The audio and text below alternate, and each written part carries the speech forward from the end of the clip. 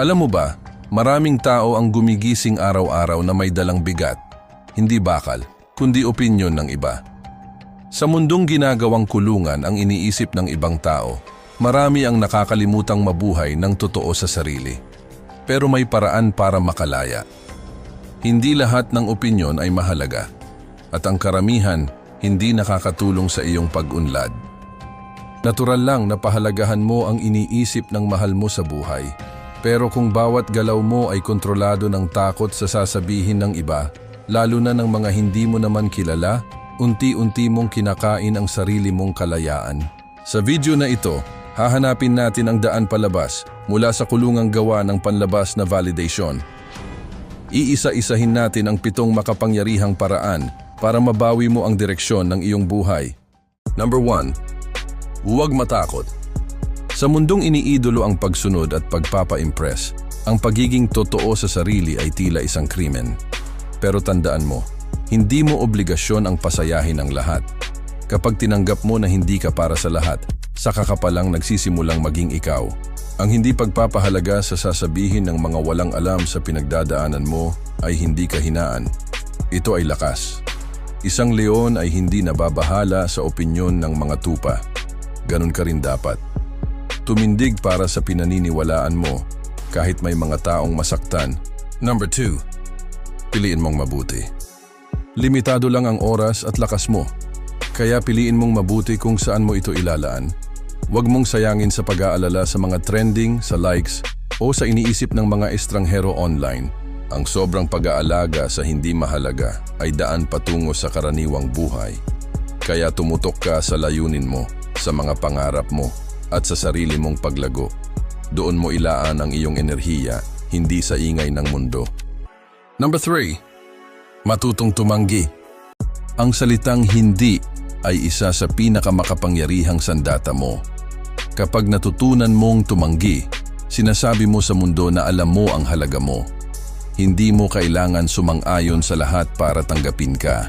Ang pagtanggi ay anyo ng pagrespeto sa sarili. Kapag pinilit mong mapasaya ang lahat, unti-unti kang nauubos. Sa halip, alagaan mo ang sarili mo. Tumanggi kung kinakailangan. Piliin mo ang sarili mo, araw-araw. Number 4. Mahalin ang sarili. Hindi ito tungkol sa yabang, hindi ito tungkol sa pagiging makasarili. Ang pagmamahal sa sarili ay pundasyon ng tibay ng loob.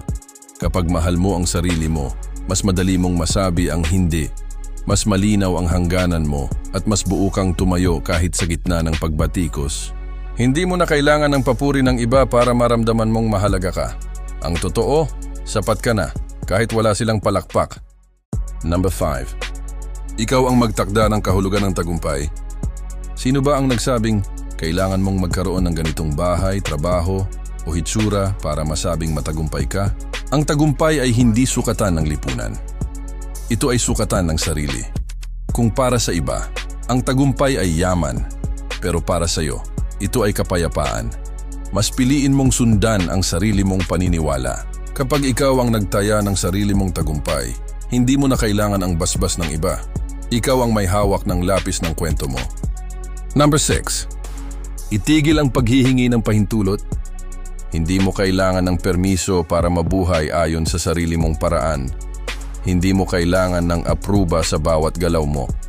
Ang bawat paghingi ng permiso ay tila paalala sa sarili mong duda. Magtiwala ka sa sarili mo. Ikaw ang may alam ng gusto mo, ng hangarin mo, ng pangarap mo.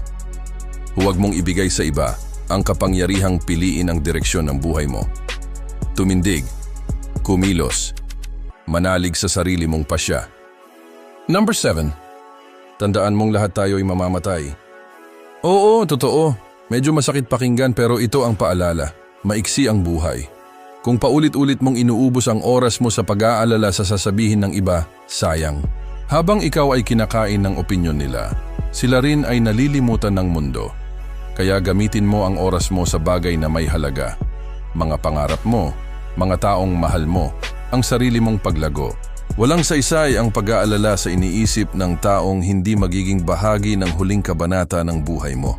Sa mundong maingay, hindi lahat ng tinig ay dapat mong pakinggan. Ang pinakamahalagang boses ay ang boses mo. Kaya tandaan mo, huwag kang matakot. Piliin mo kung ano ang mahalaga. Matutong tumanggi. Mahalin ang sarili mo. Tukuyin mo ang sariling tagumpay. Huwag humingi ng permiso. At higit sa lahat, mabuhay ka ng totoo. Dahil maiksi ang buhay. At sa dulo, ang pinakamahalagang opinyon ay ang opinyon mo sa sarili mo. Kung gusto mong mas marami pang ganitong paalala, huwag kalimutang mag-subscribe. Hanggang sa muli, manindigan, magmahal sa sarili at patuloy na lumago